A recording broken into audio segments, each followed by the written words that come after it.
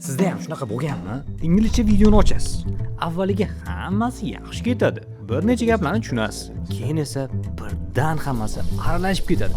Go'yo odam ingliz tilida emas, boshqa tilda gapirayotgandek tuyuladi. Eng qiziq tomoni, o'zi bu so'zlarni bilasiz. Grammatika ham tanish, lekin baribir ham tushunmayapsiz. Shu joyda ko'pchilik bitta xulosaga keladi. Mani listeningim yomon. Lekin muammo listeningni o'zida bo'lmasa-chi? Siz ingliz tilini noto'g'ri usulda tinglayotgan bo'lsangiz-chi? Men listening haqidagi o'nlab videolarni, o'qituvchilar tavsiyalarini va til o'rganish metodlarini ko'rib chiqdim va qiziq bir narsani payqadim. Ko'pchilik bir xil maslahatlarni beradi. Ko'proq audio eshiting, podkast eshiting, ko'proq kino ko'ring. Hammasi joyiga tushib ketadi. Lekin deyarli hech kim nimaga siz tushunmayotganingizni aniqlashni o'rgatmaydi. Buni olib qarasak, ularning gapi ham to'g'ri. Listening qilish kerak, podkastlarni joyiga qo'yib qo'yish kerak, kino ham orada ko'rish kerak. Lekin bu bilan natija sekinroq bo'ladi-da. Gapning dallosi eshitishni o'zi kamlik qiladi. Bu videoda men sizga listeningni kuchaytirish uchun 3 ta eng samarali hamda noodatiy usulni ko'rsatib beraman. Ularni ishlatib biror narsa ingliz tilida ko'radigan bo'lsangiz, haqiqatda o'sib o'tganini ko'rishni boshlaysiz. What's up family? How you guys doing? It's Mike again. Birinchi usul. AI listening coach. Listening kuchaytirish uchun eng foydali usulni birinchi ko'rsatib o'taman. Undan keyin qaysi usul ishlatsangiz ham ancha foydasi ko'proq bo'ladi. Haqiqatda ko'pchilik listening yaxshilash uchun ko'proq audio eshitadi. Podkast ko'radi. Ja bo'lmasa kino ko'radi. Lekin bitta qiziq tomoni bor. Tasavvur qiling, siz 6 oydan beri shunaqa tarzda shug'ullanib kelyapsiz. Listeningni bos. Lekin baribir ham inglizchani yaxshi tushunmayapsiz. Muammo nimada? Odatda ko'pchilikning javobi bir xil bo'ladi. Listeningim yomon. Bu xuddiki doktor oldiga borib, doktor, men shu sog'lig'imda qanaqadir muammo bor-da, qatimdir og'riyapti deyishlik gap. Doktor ham so'raydi, boshingiz og'riyaptimi, qoningiz og'riyaptimi yoki tishda muammo bormi deb so'raydi-ku. To'g'rimi? Ya'ni davolashdan oldin birinchi bo'lib asl muammo nimadaligini topib olish kerak bo'ladi. Listeningda ham xuddi shunaqa. Ko'pchilik o'ziga noto'g'ri tashxis qo'yadi. Masalan, inglizcha biror narsa eshitayotgan paytda tushunmay qolsa, demak, mana shu mavzuga aloqador bo'lgan so'zlarim kam ekan deydi. O'dirib olib so'zlayot deydi. Oradan bir necha oy o'tadi yoki haftalar o'tadi. Yana o'sha audioni eshitadi, yana tushunmaydi. Demak, muammo lug'atda bo'lmagan. Masalan, what are you going to do degan gapni olaylik. Siz bu gapdagi hamma so'zni bilasiz. Ma'nosi ham chuppa tushunarli. Lekin native speaker what you gonna do degan paytda, qanaqa yangi so'z bo'ldi, nima dedi? Men hech ham bunaqa narsa eshitmaganman-ku deysiz. Vaholanki bu yerdagi hamma so'zni bilasiz, eshitgansiz.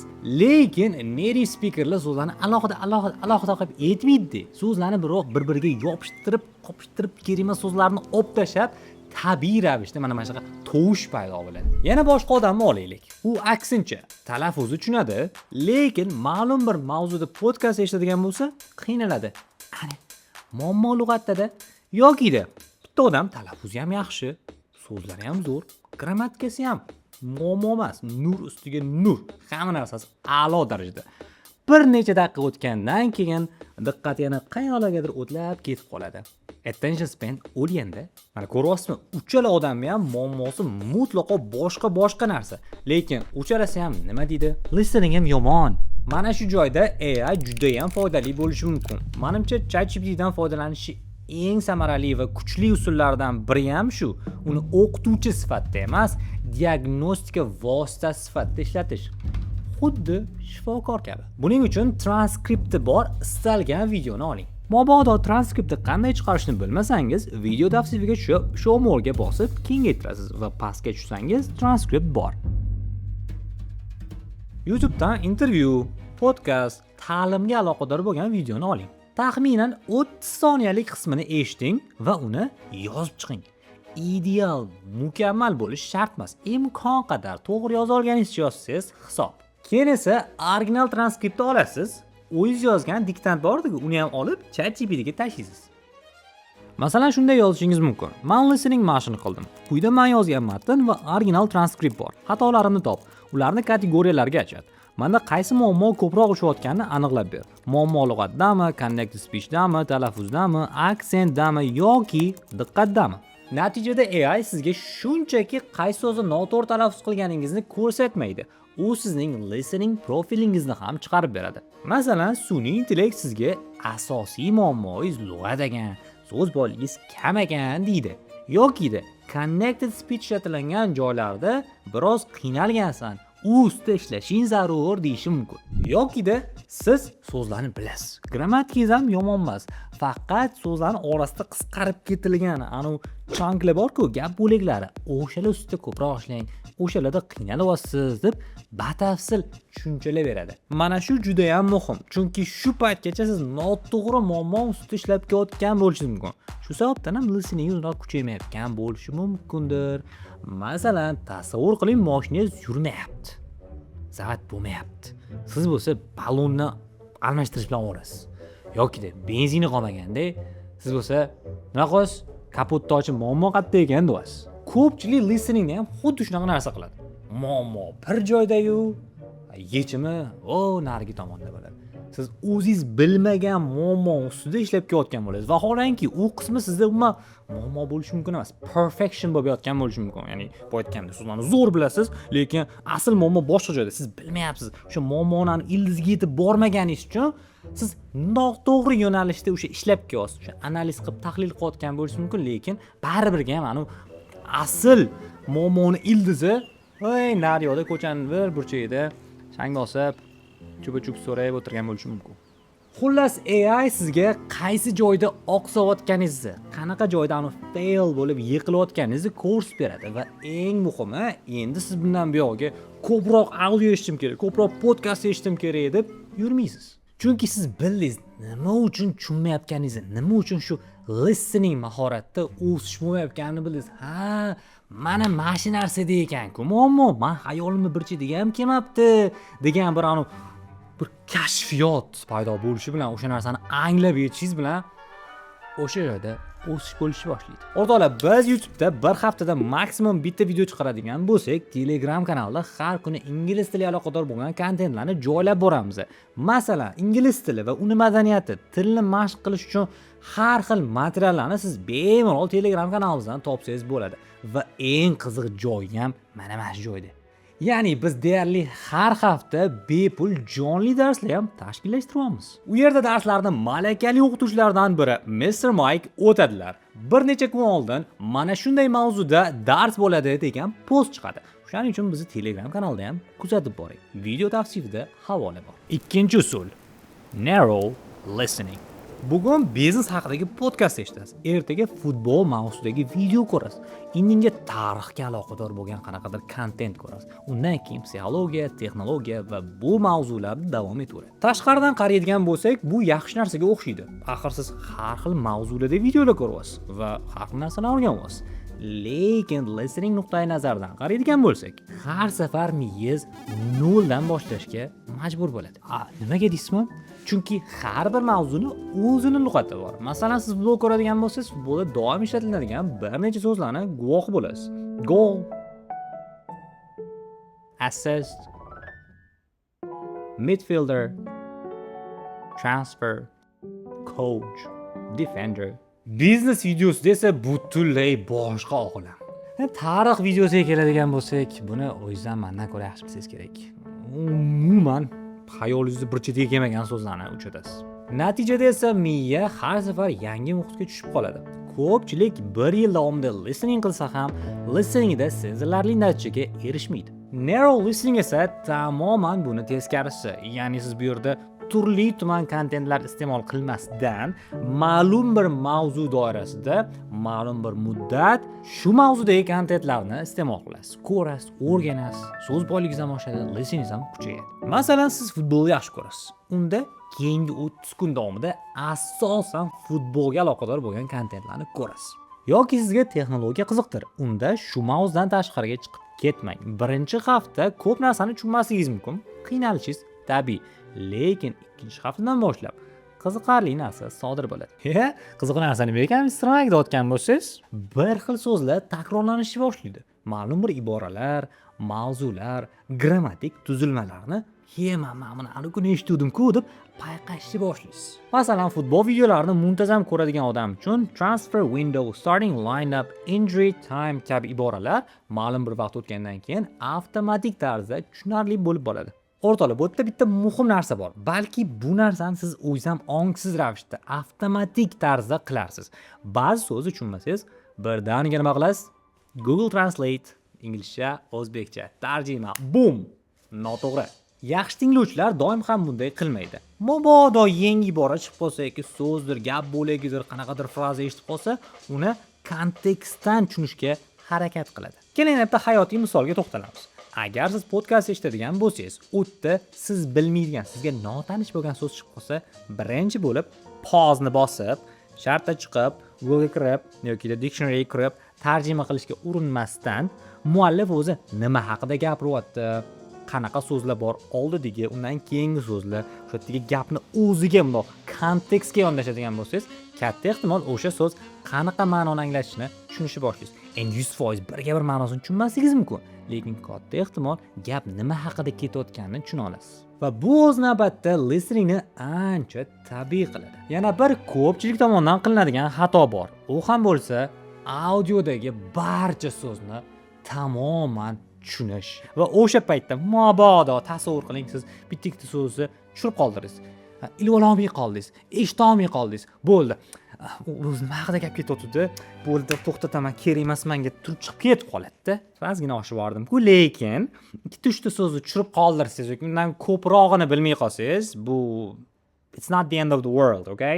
Hayot tugadi degani emas.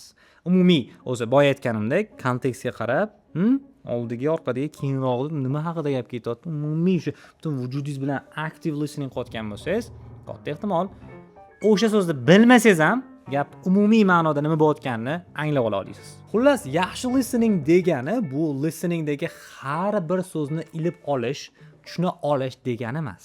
Qaytanga, umumiy ma'noni, gap nima haqida ketayotganini tushunsangiz bo'ldi va bu narsa ingliz tilida gist deyiladi. Ya'ni umumiy gapning mohiyati. Suhbatdagi mohiyat o'zi nima haqida bo'lyapti? Bu narsa o'zi asosiy mavzu nima edi? Asosiy g'oyachi, muallif o'zi nimani tushuntirmoqchi bo'ldi degan savollarni o'zingizga bersangiz, o'zi qanchalik darajada yaxshi tushundingiz audioni yoki tushunmadingizmi? O'sha narsani bila olasiz. Shuning uchun men sizga beradigan tavsiyam 30 kun davomida o'zingizga haqiqatda qiziq bo'lgan kontentlarni ko'ring. U bo'lishi mumkin podkast, kinodir. Muzikasini topsangiz, ashlasini topsangiz, ashlasini eshiting. Bir necha haftadan keyin nafaqat ko'proq so'zlarni tushunishni boshlaysiz, balki inglizcha nutqni tabiiy ravishda qabul qilishni ham boshlaysiz. Faqat 3 kun qilib, 4 kun qilib keyin tashlab, bo'lmadi, shunga ham rezultat ham. Ha degan gaplarni qilmang. Hoppa. Bitta muhim narsa ham bor bu yerda. Bu narsani oldingi videolarda ham ko'p aytganmiz. Intizom. All right? Responsibility bo'lsin. Mana yelkaga oling o'sha narsani. Listening haqiqatda keyingi darajaga olib chiqmoq, level up qilmoqchimisiz? Shu intizom bilan 30 kun deyilyaptimi? 30 kun qiling. 1-2 kun qilib qo'yib keyin menga listening bo'lmayapti, listening kam, rezultat bo'lmayapti, kuchaymayapti, nima qilsamikin degan narsalarni izohga yozib o'tirmang. 3-usul. Qo'shiqlar orqali listening. Ko'pchilik inglizcha qo'shiqlar eshitadi, lekin juda kam sondagi o'quvchilar buni listening mashg'uloti sifatida qabul qiladi. Odatda nima bo'ladi? Biz qo'shiq qo'yamiz, ritm yoqadi, unga qo'shilib aytamiz, tamom.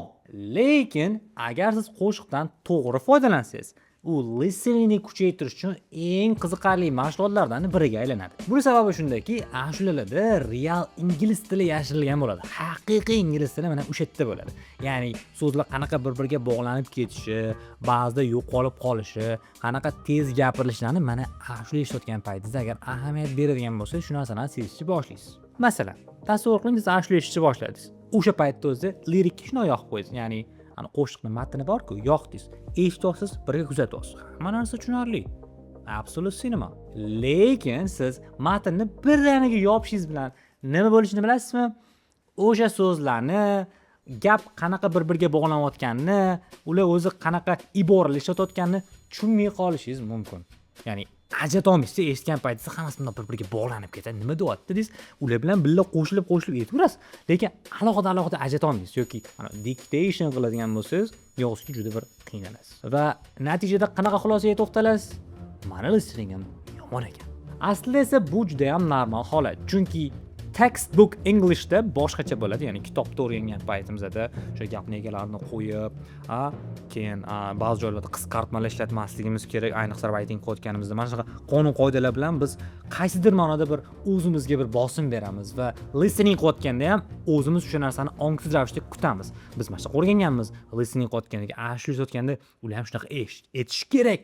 Biz shunaqa eshita olishimiz kerak degan narsani kutamiz. Vaholanki unaqa bo'lmaydi.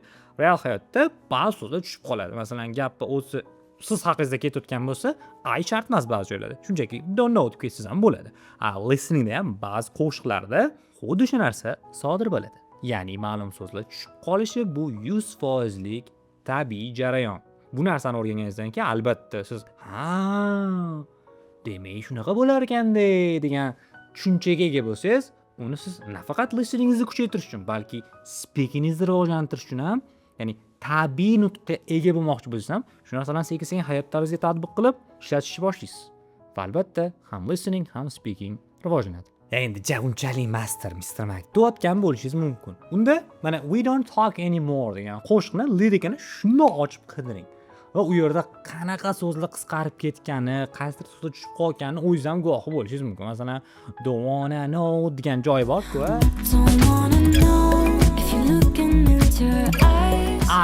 Yo'q, I don't demaydi, don't deb ketadi va want to bunaqa aytilmaydi, wanna ga o'zgaradi. Xullas, agar siz bu narsani tahlil qiladigan bo'lsangiz, active listening qo'shiqdan mana shunaqa tomonlama, shunaqa jihatlarini ham siz o'rganadigan bo'lsangiz, nafaqat bu aytganimdek listening, balki speaking talaffuziga ham bu katta ta'sirini o'tkazadi. Shuning uchun mazka oddiy, shunchaki eshitishni emas, qaytangi lyrics challenge qilishni tavsiya qilaman. Bunda qanaqa ishlaymiz deyotgan bo'lsangiz, o'zingizga yoqadigan ashulani, endi rap bo'lmasin, pop bo'lsa bo'ladi, o'zingizga yoqqan ashulani eshitasiz va 10-15 soniyasi yetarli bo'ladi.